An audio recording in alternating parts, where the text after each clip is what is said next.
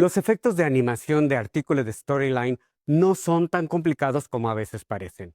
Hola, soy Ramón Talavera y voy a compartir un proyecto que incluye animaciones como hacer que una imagen rebote, hacer que una imagen se mueva a lo largo de una trayectoria activándola con la función Hover Over, hacer que una imagen ruede a lo largo de una línea de trayecto al momento de hacer un clic, hacer que las ventanas de un edificio se iluminen conforme pasa una imagen detrás de ellas y agregarle efectos de sonido a un proyecto.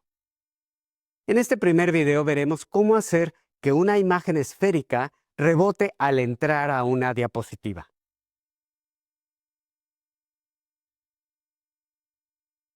Lo primero que tenemos que hacer es elegir la imagen. Vamos a Insert, vamos a Pictures, buscamos la imagen que queremos.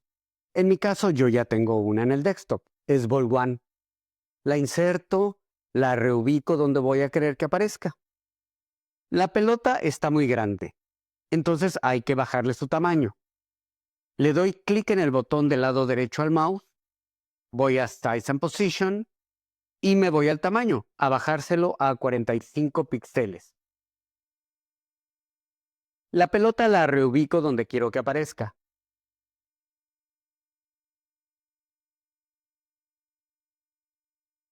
Y aquí, en la línea de tiempo, le voy a cambiar su nombre a la imagen para tener el nombre correcto, Ball One.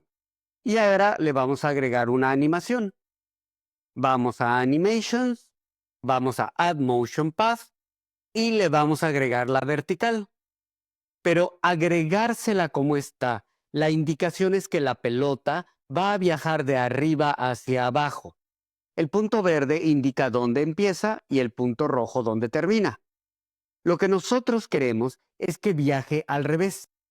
Entonces vamos a Path Options y nos vamos a Reverse Path Direction.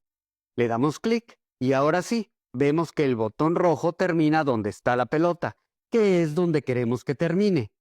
Queremos que inicie de abajo hacia arriba.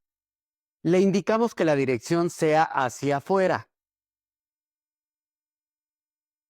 Aquí en Out. Y le decimos que queremos que rebote.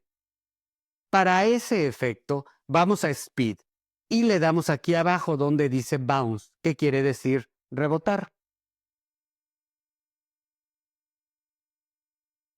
La duración aquí la tiene por default.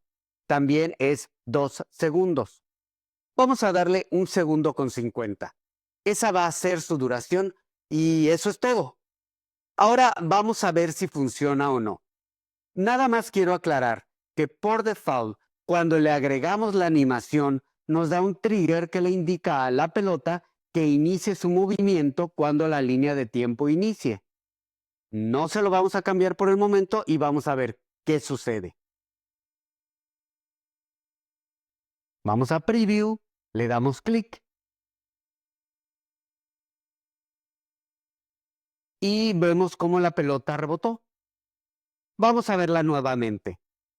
Entra de abajo hacia arriba y rebota. Pero quizá no se ve muy bien en el video, pero al rebotar se pierde un poco la calidad de la imagen. ¿Qué es lo que tenemos que hacer para evitar esto? Elegimos nuevamente la imagen de la pelota. Nos vamos a Format, nos vamos a Picture Styles, la segunda opción que es Center Shadow Rectangle, que le da un poco de sombra a la pelota. Se la indicamos y ahora vamos a ver un preview a ver cómo queda la pelota.